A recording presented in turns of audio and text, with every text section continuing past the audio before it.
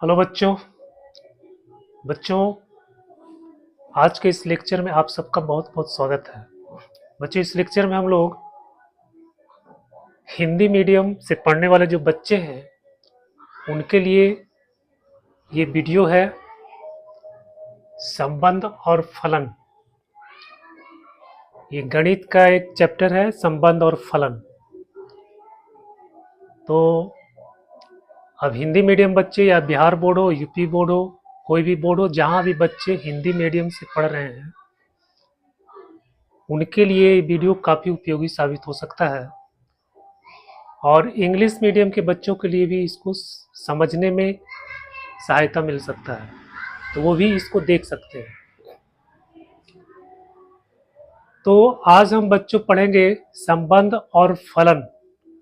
बच्चों, अगर वीडियो आपको अच्छा लगे तो प्लीज़ इसको सब्सक्राइब कीजिएगा, लाइक कीजिएगा, कमेंट कीजिएगा और कमेंट में बताइएगा कि वीडियो आपको कैसा लगा, इसमें क्या इम्प्रूवमेंट की आवश्यकता है या और किस तरह का कंटेंट चाहिए। मैं कोशिश करूँगा कि आपको आपकी बातों को, आपकी जो आवश्यकता है, जो ज़रूरत है, उसको मैं पूरा करूं। तो देखते हैं बच्चों, संबंध और फलन। संबंध मतलब रिलेशन, ये तो हम सब जानते हैं रिलेशन क्या होता है, संबंध क्या होता है। पर गणित में भी एक संबंध है, एक कॉन्सेप्ट है संबंध का, उसको हम लोग को जानना है। तो संबंध को जानने के पहले एक प्रोडक्ट होता है सेट थ्योरी का। अगर आपको ये दिया हुआ है 1 2, कोई सेट दिया हुआ है 1 2 और सेट बी है 3 4, तो ए क्रॉस बी निकालते हैं। ए क्रॉस बी जब निकालते हैं तो एक एलिमेंट इसमें से लेते हैं, एक एलिमेंट इसमें से लेते हैं और दोनों का क्रमित युग्म बनाते हैं, ऑर्डर्ड पेयर। जैसे इसमें से 1 लेंगे, इसमें से 3 लेंगे, तो 1 3 एक क्रमित युग्म बन गया 1 3। फिर 1 4 1 4, फिर 2 3, इसके बाद 2 4। तो इस तरह से ए क्रॉस बी निकल गया। इसको कार्टेशियन प्रोडक्ट बोलते हैं, कार्तीय गुणन। तो बच्चों, ये अब इसमें क्या है कि 1 3 ए क्रॉस बी का एलिमेंट है, 1 ए का एलिमेंट है, 2 ए का एलिमेंट है अवयव, 3 बी का अवयव है, 4 बी का अवयव है। लेकिन ए क्रॉस बी में ये 1 3 जो ऑर्डर्ड पेयर है ये इसका अवयव है। ऐसा नहीं कि 1 इसका अवयव है। तो इसको हम लिखेंगे 1 अवयव है ए का, 2 अवयव है ए का, 3 अवयव है बी का, 4 अवयव है बी का।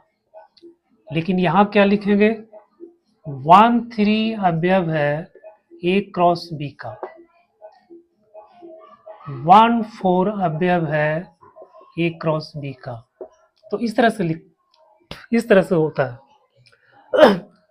अब इसमें 1 2 3 4 अवयव हो गया। अगर हम लिख देंगे कि 1 ए क्रॉस बी का अवयव है तो ये गलत हो जाएगा। 1 अवयव है ए क्रॉस बी का, ये गलत है, क्योंकि ए क्रॉस बी में जो भी अवयव होगा वो ऑर्डर्ड पेयर में होगा, क्रमित युग्म में, यानी जोड़ा में होगा। ये पूरा जो जोड़ा है ना, इसमें इसका अवयव होगा।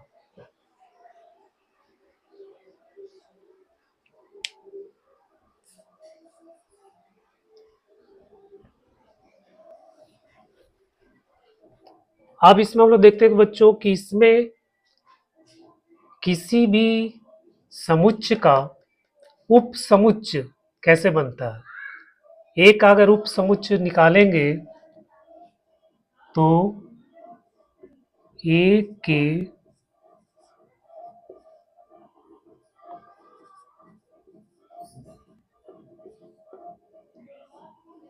उप समुच्चयों, उप समुच्चय,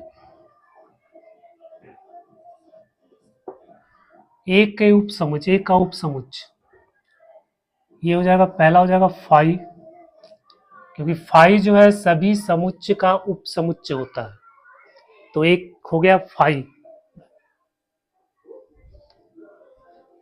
दूसरा हम एक एक एलिमेंट लेकर के बनाएंगे समुच्चय, 1 2, इसके बाद फिर दो एलिमेंट लेकर के तो 1 2 3 4, चार उपसमुच्चय इसका बन गया। तो अब उपसमुच्चयों की संख्या निकालने का फॉर्मूला होता है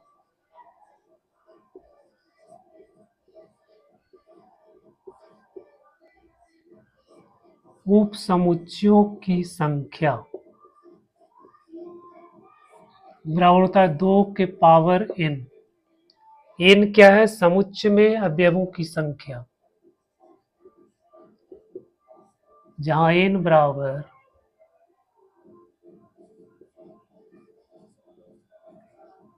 समुच्चय के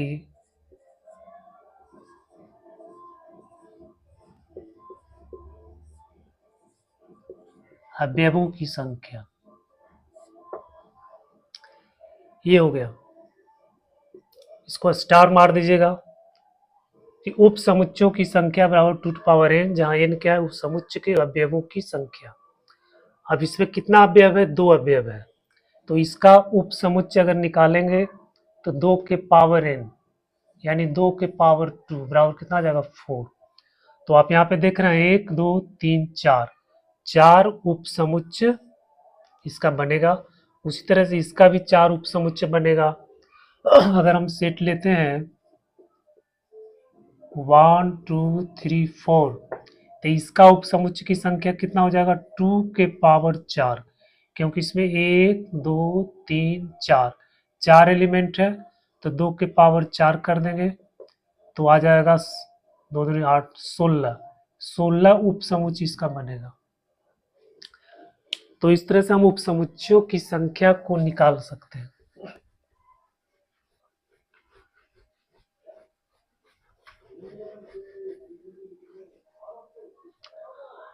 उसी तरह से A क्रॉस B का भी उपसमुच्चय बनेगा, तो इसके उपसमुच्चयों की संख्या कितना हो जाएगा?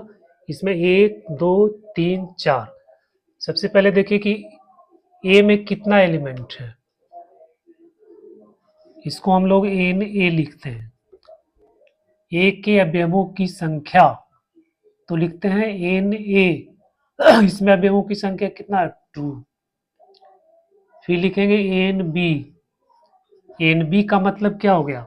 B में अवयवों की संख्या, तो B में अवयवों की संख्या कितना है? 3 4, 2 अवयव है तो यहाँ पे हो गया 2। अब निकालना है कि A क्रॉस B में कितना अवयव होगा, तो N A क्रॉस B ऐसे लिखेंगे, N A क्रॉस B बराबर N A इंटू NB। तो यहाँ हो गया 2 अवयव, यहाँ हो गया 2 अवयव, यानी 4 अवयव हो गया।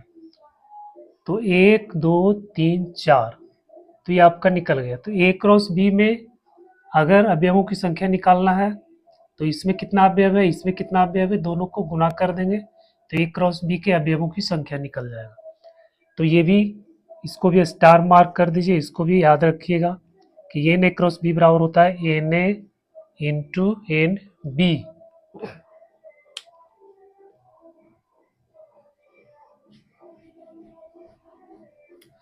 अब इसका उप समुच्चय कितना बनेगा, ए क्रॉस बी का उप समुच्चय कितना बनेगा, तो इसमें भी हम लोग क्या लिखेंगे, ए क्रॉस बी के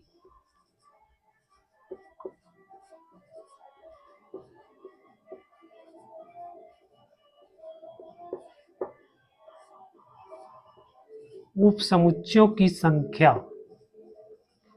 ए क्रॉस बी के उप समुच्चयों की संख्या 2 के पावर, इसमें कितना अवयव है, ये अवयव कैसे निकलता है, एन ए क्रॉस बी, ये हो गया। अब एन ए क्रॉस बी का मतलब क्या होगा, 2 के power n A into n B, तो ये हो गया आपका 2 के पावर पी क्यू। एन ए,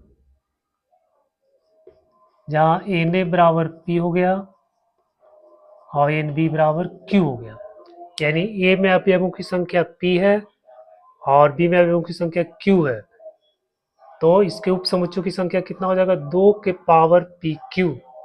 तो कोई भी समुच्चय हो ए क्रॉस बी के फॉर्म में, उसके अवयवों की संख्या निकालने के ये फॉर्मूला 2 के power P into Q. P क्या है, ए के अवयवों की संख्या है, क्यू क्या है, बी के अवयवों की संख्या है। तो हो जाएगा 2 के पावर पी इंटू क्यू।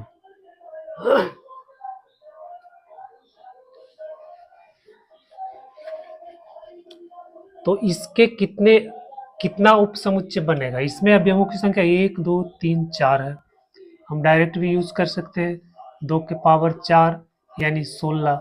इसका उपसमुच्चय कितना बनेगा, 16। 16 उपसमुच्चय इसका बनेगा।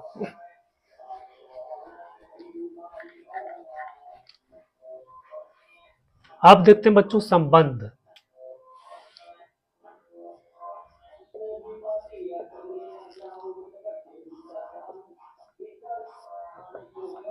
संबंध तो ए क्रॉस बी के जो उप समुच्चय होते हैं उसी को संबंध बोला जाता है। यानी उसका जितना भी उप समुच्चय बनेगा सब ए से बी में संबंध कहलाएगा।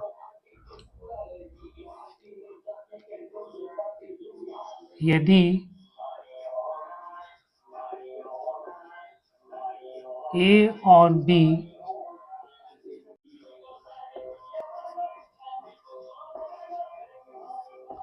दो समुच्चय हो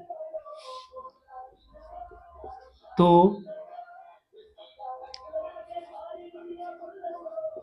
ए से बी में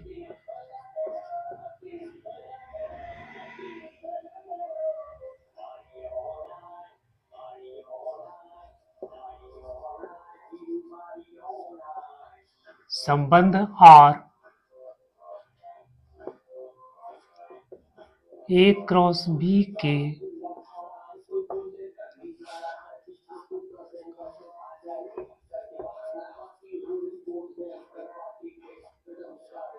उप समुच्चय होता है।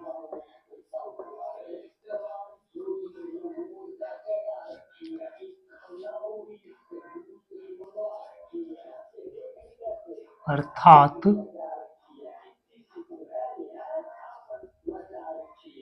ए से बी में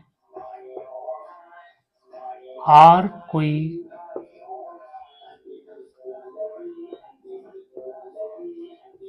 संबंध है तो आर क्या होगा, ए क्रॉस बी का उप समुच्चय हो जाएगा। तो आर ए क्रॉस बी का उप समुच्चय हो जाएगा। यानी ए क्रॉस बी का जो भी उप समुच्चय बनेगा उसी को हम लोग संबंध कहते हैं। तो यदि दो समुच्चय ए और बी दिया हुआ है तो ए क्रॉस बी का जो भी उप समुच्चय बनेगा, जो भी उप समुच्चय होगा उसको हम लोग ए से बी में संबंध बोलेंगे और संबंध को आर से सूचित किया जाता है। अब यदि जो ये क्या होगा, इसमें जो भी अवयव होगा वो कैसा होगा, क्रमित युग्म में होगा, यानी ऑर्डर्ड पेयर में होगा। तो यदि A B belongs to R तो इसको हम लोग ए आर बी भी लिख सकते हैं। इसको पढ़ेंगे कैसे, A is related to B, A B से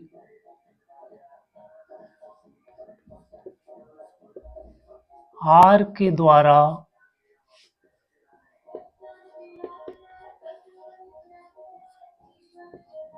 संबंधित है। यानी एक घर में ए और बी है तो इस दोनों में क्या रिलेशन है।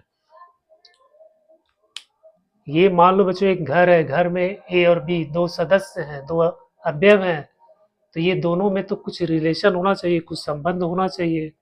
या दोस्त का संबंध हो, या भाई का संबंध हो, भाई बहन का संबंध हो, तो कुछ तो संबंध होना चाहिए।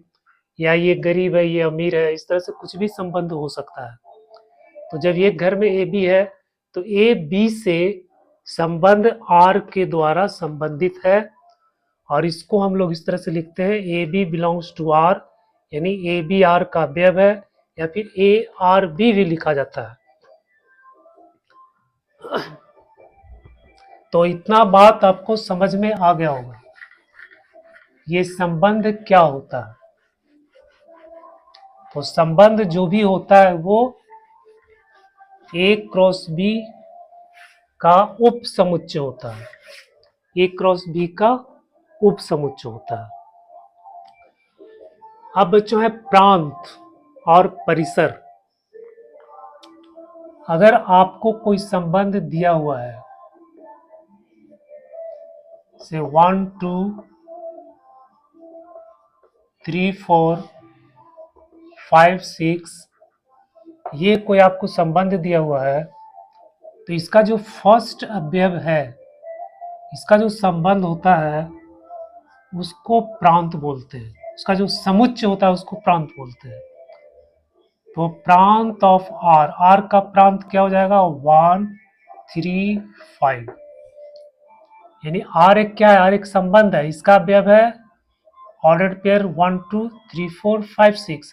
तो इसका जो फर्स्ट अवयव है 1 और 2 में, पहला अवयव हो गया 1, इसमें पहला हो गया 3, इसमें पहला हो गया 5, तो 1 3 5, 1 3 5 का जो समुच्चय बनेगा इसको हम लोग बोलेंगे प्रांत। और फिर होता है रेंज, यानी परिसर। तो परिसर क्या होगा, जो दूसरा अवयव है 2 4 6, इसको बोला जाता है परिसर, 2 4 6। तो ये आपका परिसर हो गया और ये आपका रेंज हो गया। कभी कभी सवाल में आता है, संबंध आपको दे देगा और आपको बताना रहेगा कि इसको, इसमें प्रांत क्या होगा और परिसर क्या होगा। तो जो फर्स्ट एलिमेंट का जो सेट है, पहला एलिमेंट का जो सेट है वो आपका प्रांत हो जाएगा, दूसरा एलिमेंट का जो सेट है वो आपका परिसर हो जाएगा। तो इस संबंध का प्रांत हो गया 1 3 5, परिसर हो गया 2 4 6।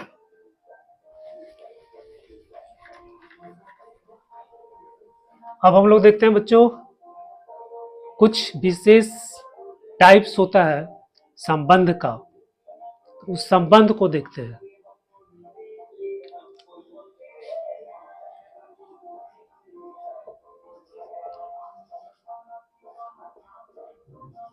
संबंध के प्रकार,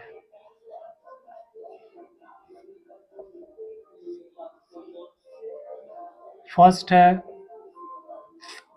रिक्त संबंध।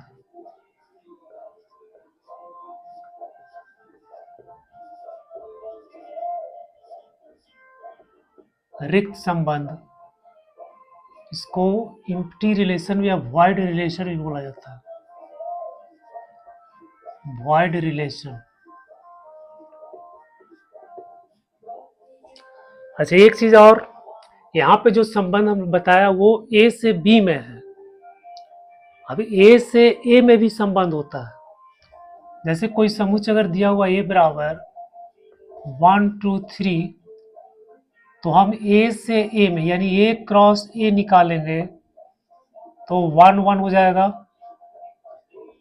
1 2 हो जाएगा, 1 3 हो जाएगा, फिर 2 2 हो जाएगा, 2 1 हो जाएगा, 2 3 हो जाएगा, फिर 3 3 हो जाएगा, 3 1 हो जाएगा, 3 2 हो जाएगा। तो इस तरह से ए क्रॉस बी निकल गया। तो इसका जो समुच्चय होगा वो ए से ए में संबंध कहलाएगा, उसको हम बोलेंगे, हर एक संबंध है ए से ए में। इसके पहले जो बता रहे थे उसमें दो समुच्चय था, ए से बी में।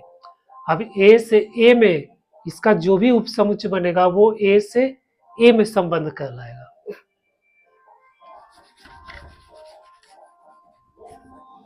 तो रिक्त संबंध,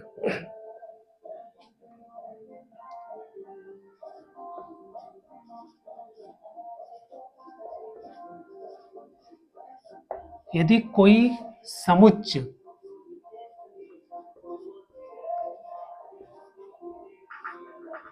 ए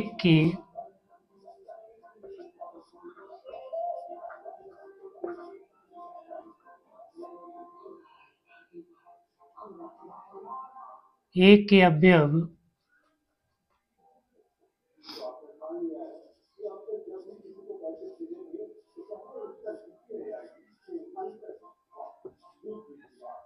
किसी भी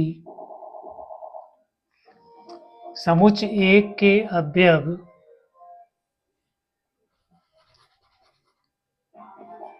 ए के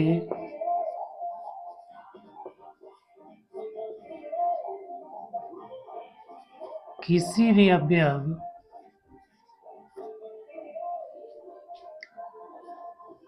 से संबंधित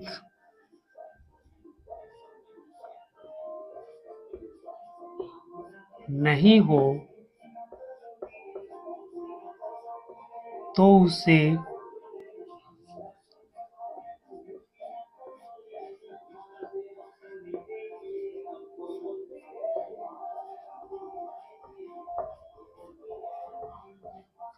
रिक्त संबंध कहते हैं। यानी कोई समुच्चय ए है, अब इसका जो जो अवयव है वो उसके किसी भी अवयव से संबंधित नहीं हो तो हम उसको बोलेंगे रिक्त संबंध। क्या बोलेंगे? रिक्त संबंध।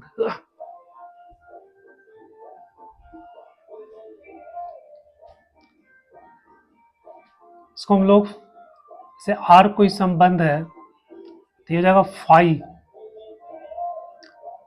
संबंध कैसा हो जाएगा? फाई। इसमें कोई भी किसी भी अवयव से संबंधित नहीं होगा। आगे हम लोग इसको एग्जाम्पल के द्वारा विशेष रूप से सभी संबंध को एक्सप्लेन करेंगे, उसको समझेंगे। दूसरा है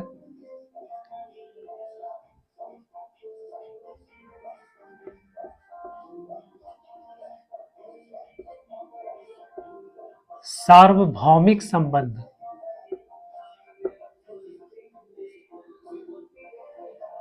इसको बोलते हैं, इंग्लिश में बोला जाता है universal set, universal relation, sorry universal relation. समुच्चय ए के, इसमें क्या है?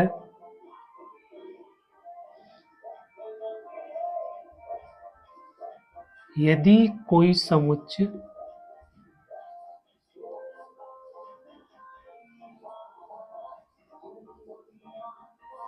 ए के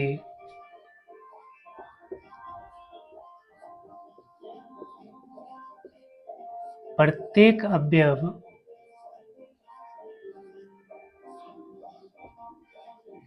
ए के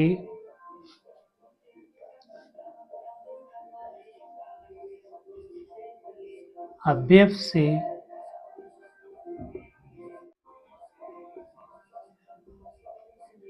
संबंधित हो तो उसे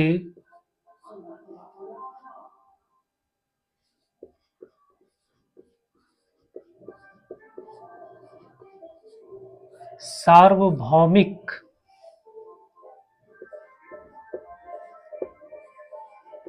संबंध कहते हैं। सार्वभौमिक संबंध यानी इसका जितना भी अवयव है सभी अवयव एक दूसरे से संबंधित होना चाहिए। कोई भी अवयव मिस नहीं करना चाहिए, सभी अवयव एक दूसरे से संबंधित रहता है, तब उसको हम लोग बोलते हैं सार्वभौमिक संबंध। अब इसका मतलब हो गया कि जितना भी उपसमुच्चय होगा ना, वो जो समुच्चय ए क्रॉस बी निकलेगा तो उसमें ए क्रॉस बी का प्रत्येक एलिमेंट से जो संबंध बनेगा उसको हम लोग बोलेंगे सार्वभौमिक संबंध। तो इसमें रिलेशन जो हो जाएगा वो आपको बराबर हो जाएगा ए क्रॉस बी का, यानी ए क्रॉस बी जो बनेगा उसको हम लोग बोलेंगे सार्वभौमिक संबंध।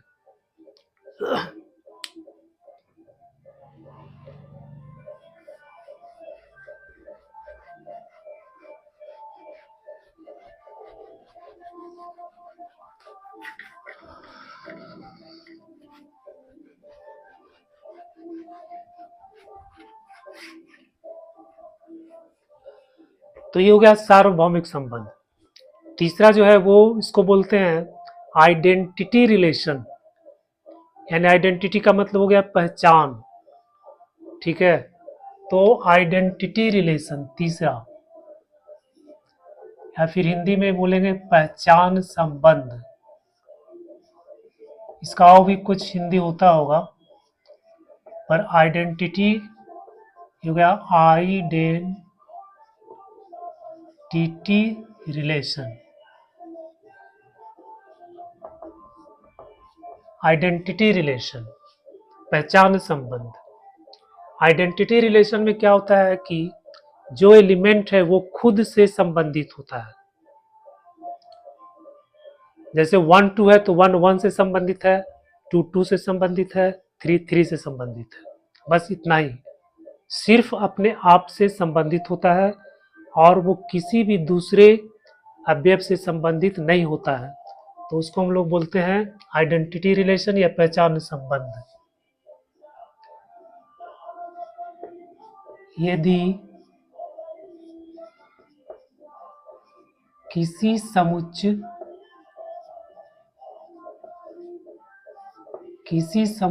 A का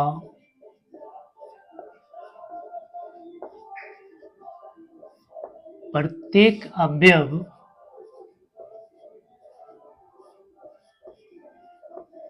सिर्फ स्वयं से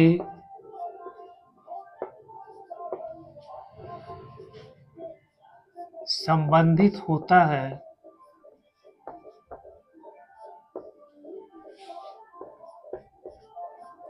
तो उसे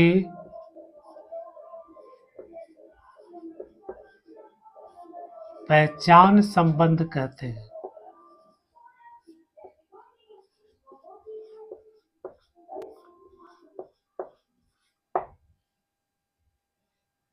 ठीक है, जैसे A इक्वल टू दिया हुआ है 1 2, अब इसमें एक रिलेशन बनाते हैं।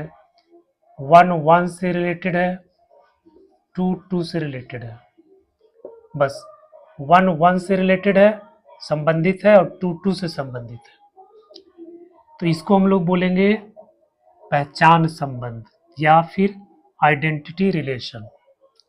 तो जिस समुच्चय में प्रत्येक अवयव सिर्फ स्वयं से संबंधित हो, उसको सिर्फ अपने आप से मतलब है और किसी से मतलब नहीं है, तो हम लोग उसको क्या बोलेंगे, आइडेंटिटी, यानी उसका अपना सिर्फ पहचान होना चाहिए, किसी के साथ उसका कोई रिलेशन नहीं है।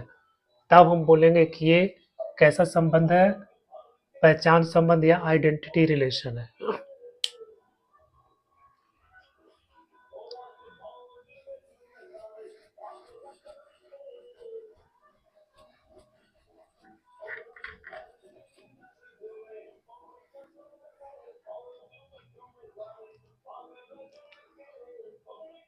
अब बच्चों चौथा है व्युत्क्रम संबंध।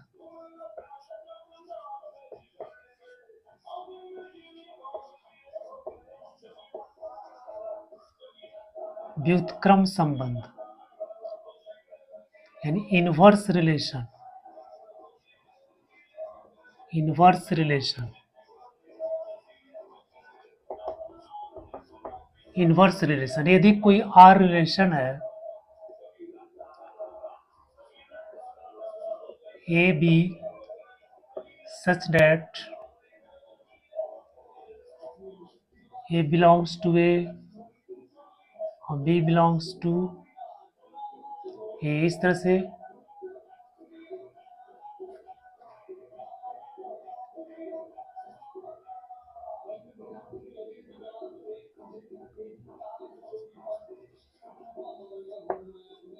कोई आपका ये रिलेशन दिया हुआ है ए बी, इसमें ए बी एक का अवयव है, तो जो इनवर्स रिलेशन होगा वो हो जाएगा B A, A B belongs to A, यानी इसको हम लोग उल्टा कर देंगे।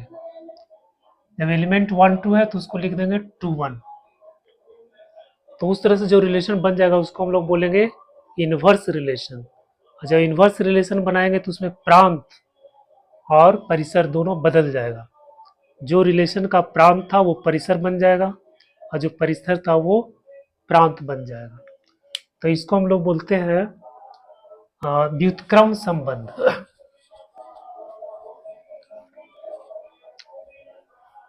अब जो संबंध हम लोग पढ़ने जा रहे हैं बच्चों वो इम्पोर्टेंट है और उसी संबंध से रिलेटेड सवाल पूछा जाता है। तो उसमें पहला जो संबंध है, इसमें संबंध का लिख लेते हैं विशेष प्रकार।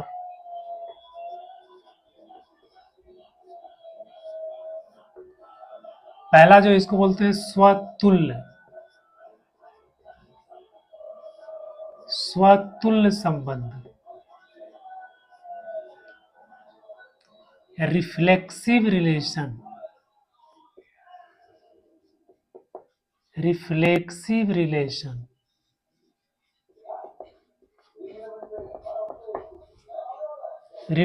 रिलेशन में क्या होता है कि जो एलिमेंट है वो खुद से रिलेटेड होता है और साथ साथ किसी दूसरे से भी रिलेटेड होता है।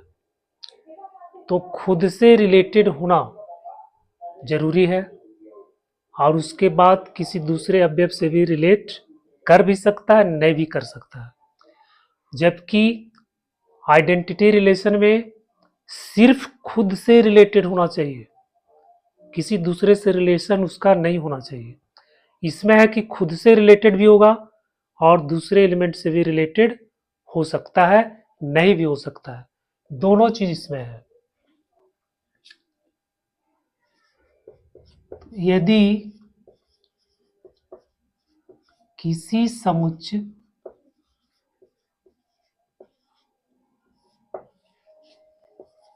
ए का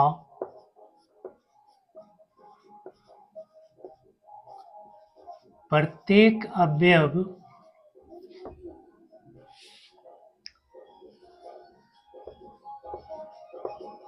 अपने से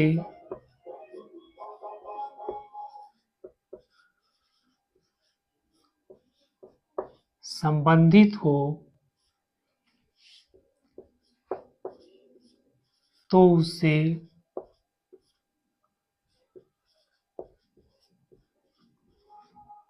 स्वतुल्य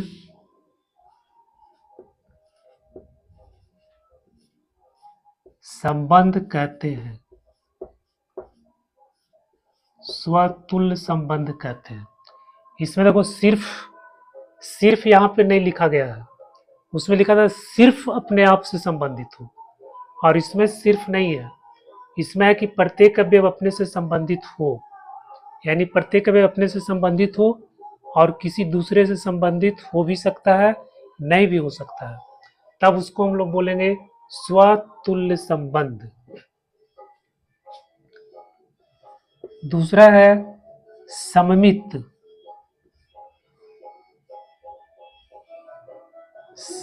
संबंध, सिमेट्रिक रिलेशन।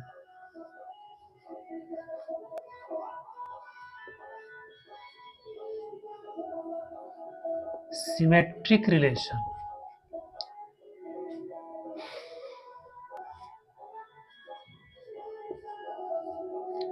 कोई संबंध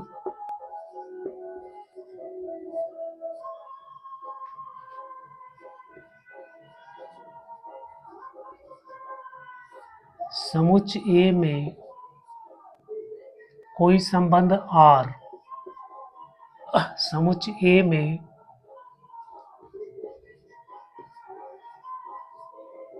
सममित कहलाता है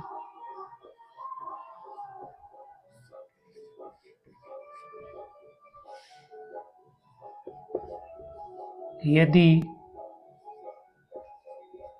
AB belongs to R implies BA belongs to R for all AB belongs to A। बच्चों ये सममित रिलेशन तभी होगा जब आर में ए बी कोई एलिमेंट है और फिर बी ए भी कोई एलिमेंट हो, यानी ए बी है तो बी ए भी होना चाहिए। अगर ए बी है और बी ए भी है तो हम उसको बोलेंगे कि ये सममित रिलेशन है। जैसे किसी रिलेशन में अगर 2 3 है तो 3 2 भी होना चाहिए। 2 3 है 3 2 भी है तो हम इसको बोलेंगे कि ये सममित रिलेशन है। तो सबको चेक करना पड़ता है। तो कोई भी रिलेशन अगर दिया हुआ है, जैसे आपका दिया हुआ 1 2 2 1 3 4 4 3, तो 1 2 है तो 2 1 भी है, 3 4 है तो 4 3 भी है। तो इसको बोलेंगे कि ये सममित रिलेशन है। अब अगर ऐसा नहीं है, मान लेते हैं कि ये एलिमेंट नहीं है, इसमें 1 2 है 2 1 है, 3 4 है लेकिन 4 3 इसमें नहीं है, तो बोलेंगे कि ये सममित रिलेशन नहीं है। तो उसका उल्टा भी होना चाहिए, है ना। तो ये चीज आपको समझ में आ गया होगा कि अगर ए बी है रिलेशन में और बी ए भी है तो वो जा जाएगा सममित रिलेशन हो जाएगा, सिमेट्रिक रिलेशन बन जाएगा।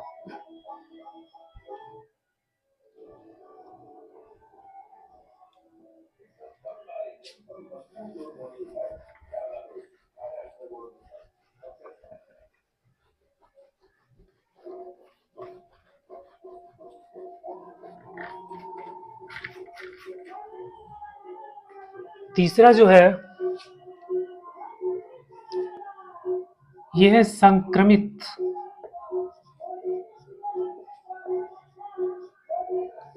संक्रमित संबंध।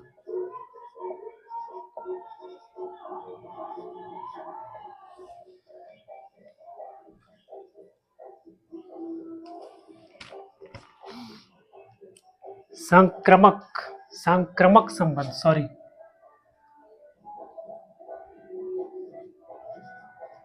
संक्रमक संबंध या ट्रांजिटिव रिलेशन। ट्रांजिटिव रिलेशन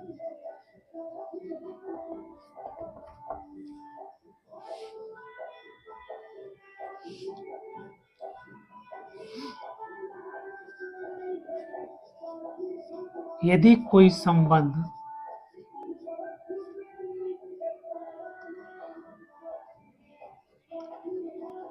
किसी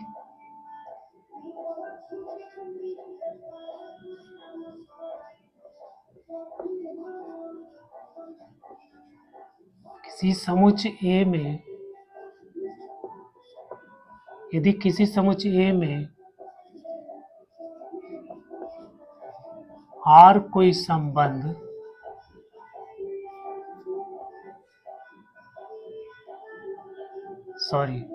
यदि किसी समुच्चय ए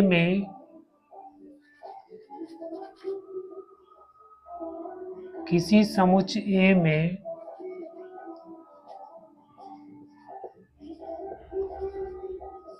संबंध आर को संक्रमक संबंध कहते हैं,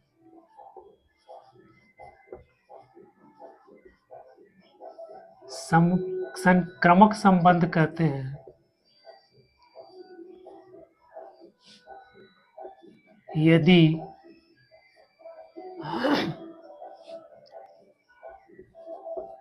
AB belongs to R और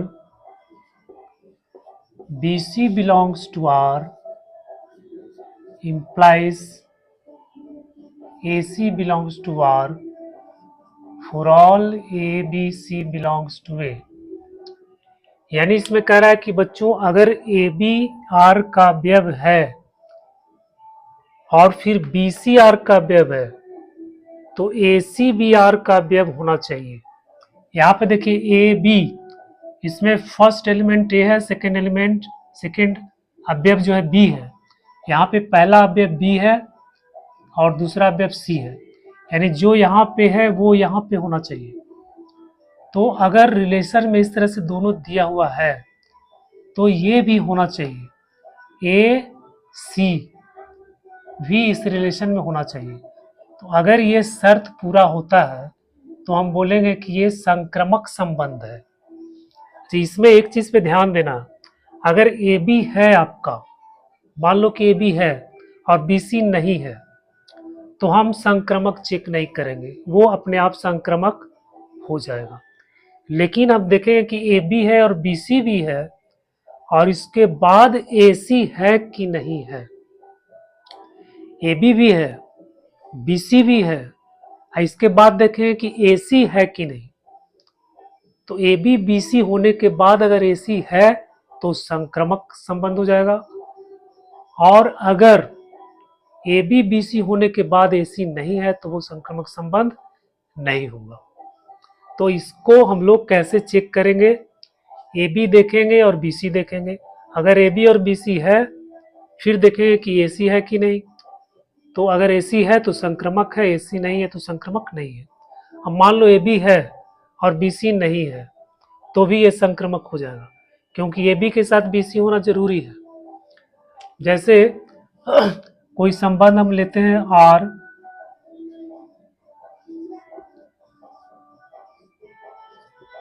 2 4 4 3 5 6। पहले इसको चेक करते हैं, 2 4 4 3, 2 4 है 4 3 है, लेकिन 2 3 इसमें नहीं है, तो ये संक्रमक रिलेशन नहीं होगा। अब मान लो कि दूसरा रिलेशन है 2 4 4 3 2 3, तो यहाँ पे 4 2 4 है, 4 3 और 2 3 भी है, 2 3 भी यहाँ पे है, तब हम बोलेंगे कि ये संक्रमक रिलेशन है।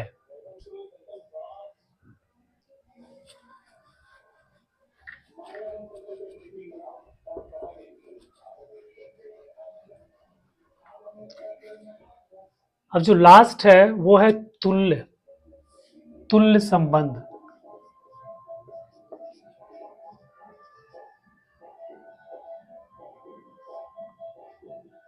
तुल्य या तुल्यता, इसको बोलते हैं इक्विवेलेंस, इक्विवेलेंस रिलेशन।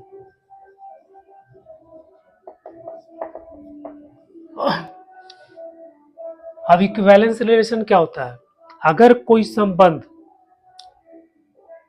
स्वतुल्य भी है, सममित भी है, संक्रमक भी है, कोई संबंध ऐसा हो जो तीनों है, तब उसको बोलते हैं कि ये इक्विवेलेंस रिलेशन भी है, तुल्य तुल्य रिलेशन है ना, तुल्यता संबंध है उसमें। यदि कोई संबंध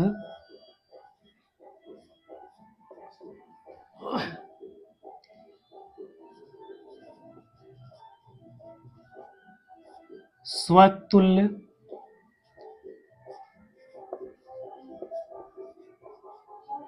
सममित और संक्रमक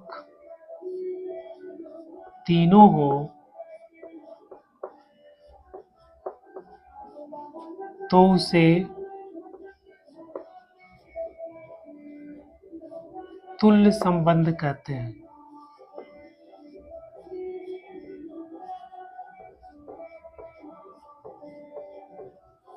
तो इसे तुल्य संबंध कहते हैं।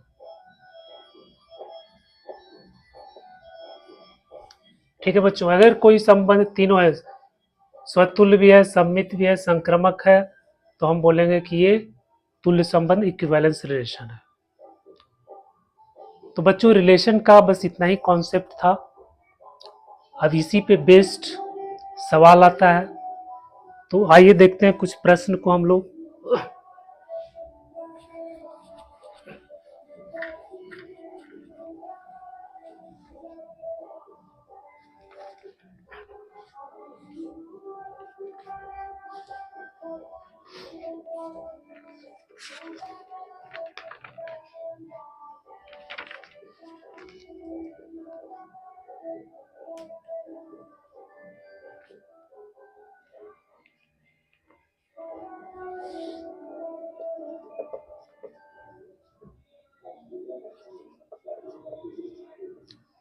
यदि ए बराबर 1 2 3 तथा संबंध R बराबर 1 1 2 2 3 3 1 2 2 3 ये दिया हुआ समुच्चय आपको दिया हुआ 1 2 3 संबंध आपका ये दिया हुआ, आप इसको चेक करना है कि ये स्वतुल्य संबंध है, सममित संबंध है, फिर संक्रमक संबंध है। तीनों संबंध को इसमें आपको जांच करना है। तो सबसे पहले सममित संबंध को सबसे पहले हम लोग देखते हैं स्वतुल्य है कि नहीं। स्वतुल्य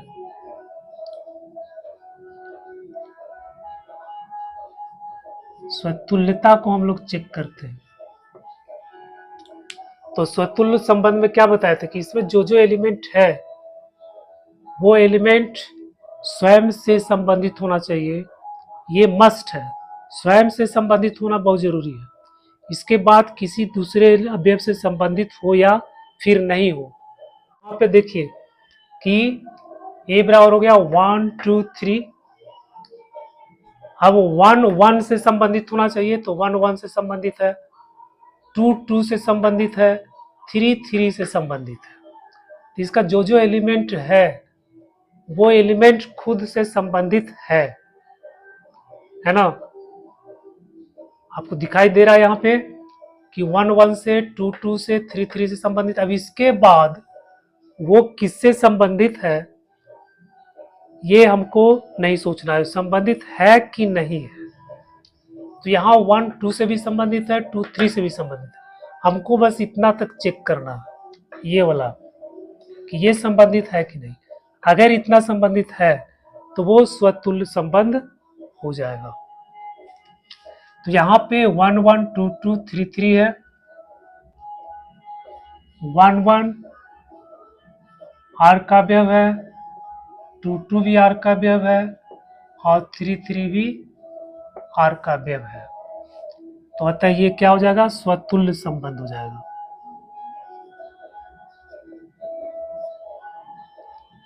इसलिए R एक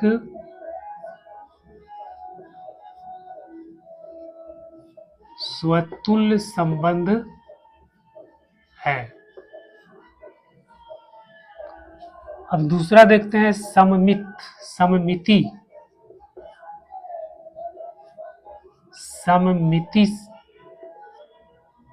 सममिति में क्या है कि अगर ए बी है तो बी ए भी होना चाहिए। तो 1 1 है तो 1 1 भी है, इसका उल्टा करेंगे तो वो भी हो जाएगा।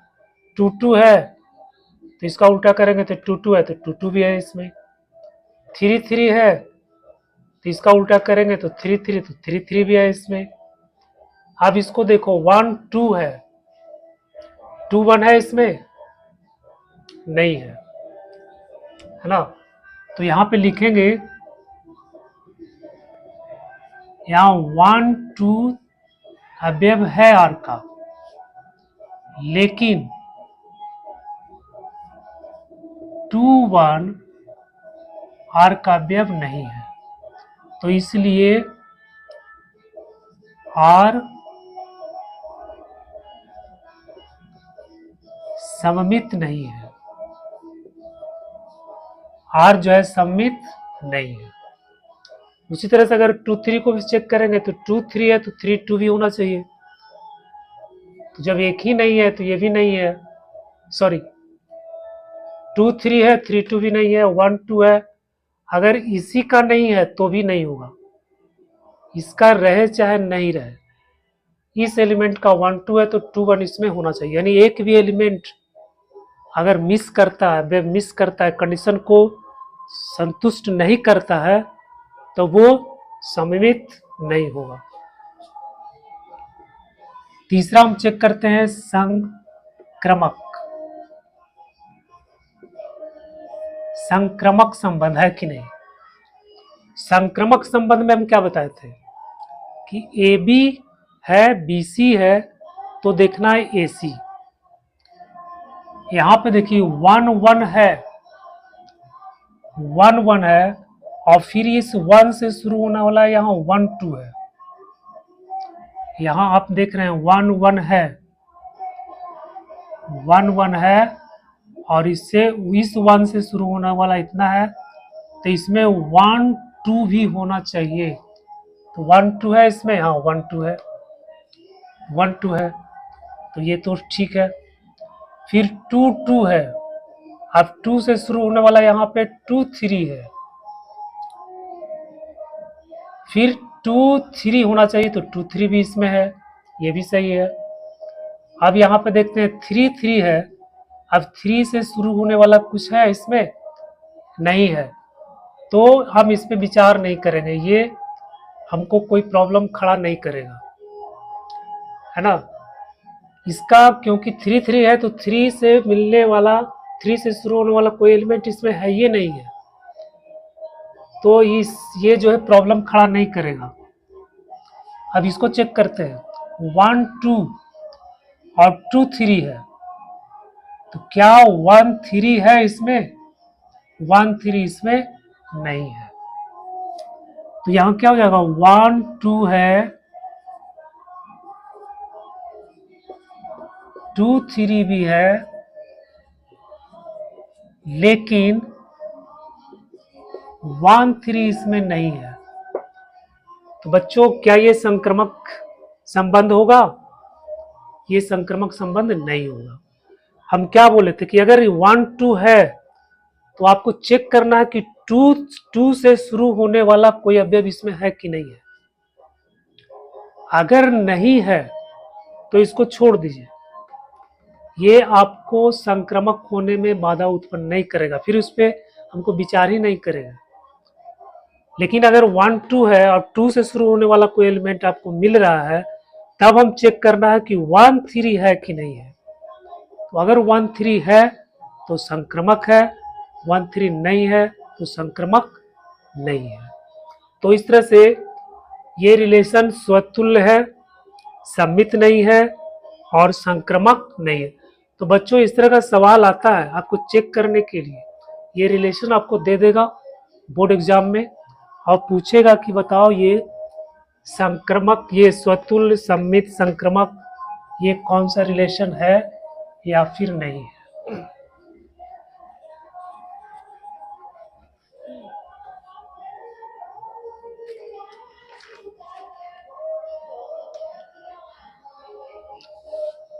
दूसरा सवाल है,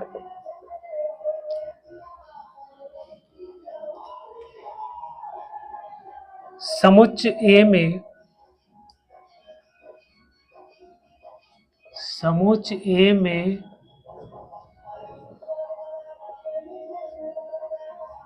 संबंध R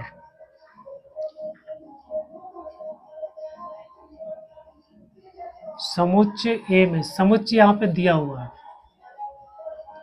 समुच्चय आपको दिया हुआ है 1 2 3 4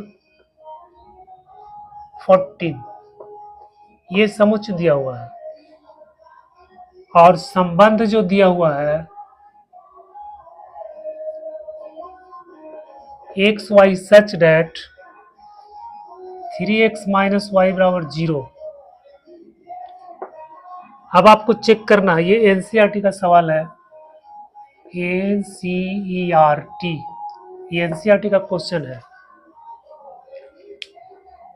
समुच्चय आपको दिया हुआ है 1 से 14 तक और ये संबंध दिया हुआ है एक्स वाई, यानी एक्स और वाई जो है इसका जो अवयव है ये इस तरह से संबंधित है, 3x minus Y equal to 0, इस तरह से संबंधित है। तो बताना है कि ये स्वतुल्य है, सम्मित है या संक्रमक है, कौन सा है या फिर नहीं है। तो सबसे पहले हम इसका अवयव निकालेंगे, इसमें कौन कौन सा अवयव होगा। तो एक्स वाई का वैल्यू यहाँ से हम पुट करेंगे, ये एक्स का वैल्यू हो गया आपका, एक्स का वैल्यू इसमें पुट करेंगे, वाई का वैल्यू निकालेंगे और इस तरह से हमको ये ऑर्डर्ड पेयर मिलेगा, क्रमित युग्म मिलेगा। तो सबसे पहले हम x का वैल्यू, ये 3x माइनस वाई बराबर 0 है, तो y बराबर आपका क्या हो जाएगा 3x। जब हम x का वैल्यू 1 रखेंगे तो y का वैल्यू कितना मिलेगा 3। जब x का वैल्यू 2 रखेंगे तो y का वैल्यू कितना मिलेगा 6। जब x का वैल्यू 3 रखेंगे तो y का वैल्यू कितना मिलेगा 9। जब x का वैल्यू 4 रखेंगे तो y का वैल्यू कितना मिलेगा 4 तिहाई 12। जब x का वैल्यू 5 रखेंगे तो y का वैल्यू कितना मिलेगा 5 तिहाई 15। अब यहाँ पे 15, यहाँ 14 तक है और यहाँ हो गया 15, तो ये आपको इसमें ये आपको लागू नहीं होगा। तो संबंध आपका क्या बन गया, संबंध आपका बन गया 1 3 xy, यहाँ पे 1 3 2 6 3 9 4 12, ये आपका संबंध बन गया। अब बच्चों इसको चेक करना है कि ये कैसा है, स्वतुल्य है, सम्मित है, संक्रमक है, क्या है। तो सबसे पहले हम लोग चेक करते हैं स्वतुल्य, कि ये स्वतुल्य है या नहीं है। तो स्वतुल्य में इसका जो एलिमेंट है, अवयव है, 1 1 से रिलेटेड होना चाहिए, 2 2 से होना चाहिए, 3 3 से होना चाहिए, 4 4 से होना चाहिए, 5 5 से होना चाहिए। इस तरह से है, इसमें नहीं है। तो इसका मतलब है कि ए का अवयव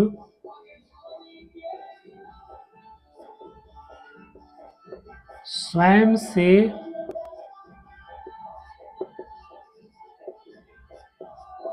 संबंधित नहीं है।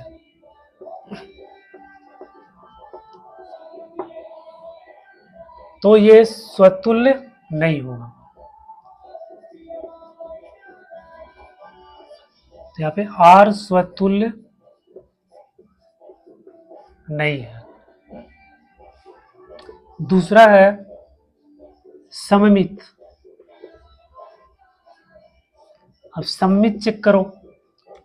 सममित चेक करने के लिए तो क्या है, 1 3 है तो 3 1 इसमें होना चाहिए, नहीं है। 2 6 है, 6 2 इसमें होना चाहिए, नहीं है, कोई भी नहीं है, तो ये सममित भी नहीं है। यानी 1 3 है लेकिन 3 1 आर का अवयव नहीं है।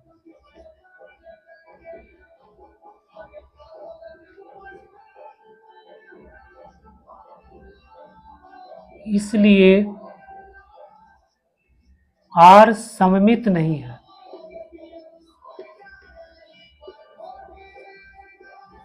आर सममित नहीं है। फिर तीसरा है संक्रमक।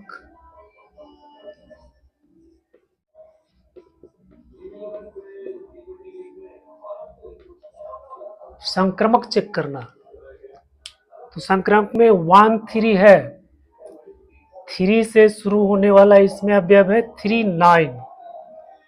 फिर देखना है कि 1 9 इसमें है कि नहीं है। तो 1 9 इसमें है, नहीं है, तो ये संक्रमक भी नहीं होगा। तो यहाँ क्या 1 3 अवयव है और 3 9 आर का अवयव है, लेकिन 1 9 अवयव नहीं है। तो अतः ये संक्रमक नहीं है। तो इस तरह से चेक किया जाता है कि कोई रिलेशन स्वतुल्य, संक्रमक है कि नहीं है, सम्मित है कि नहीं है।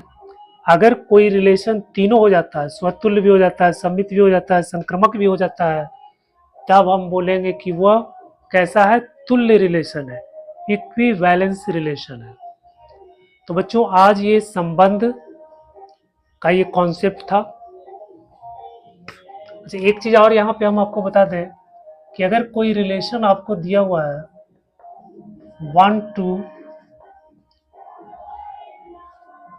4 3, अब इसमें देखिए 1 2 तो 2 से शुरू होने वाला कोई इसमें अवयव है? नहीं है, तो ये आपको संक्रमक होगा। 4 3 है, 3 से शुरू होने वाला कोई अवयव है इसमें? नहीं है, तो ये आपको संक्रमक रिलेशन हो जाएगा। तो इस पे ध्यान देना है। संक्रमक चेक करने के लिए सॉरी, हमको वो जोड़ा चेक करना जरूरी है। ए बी है, बी सी भी होना चाहिए। उसके बाद देखते हैं कि ए सी है कि नहीं है। अगर ए बी है, बी सी नहीं है, तो भी वो संक्रमक हो जाएगा। तो बच्चों, आपको ये वीडियो अगर कैसा लगा, अगर अच्छा लगा तो उसको सब्सक्राइब कीजिए और कमेंट कीजिए, मुझे बताइए कि आपको क्या पसंद है, कैसा वीडियो चाहिए। तो आज के लिए बहुत बहुत धन्यवाद इस वीडियो को देखने के लिए।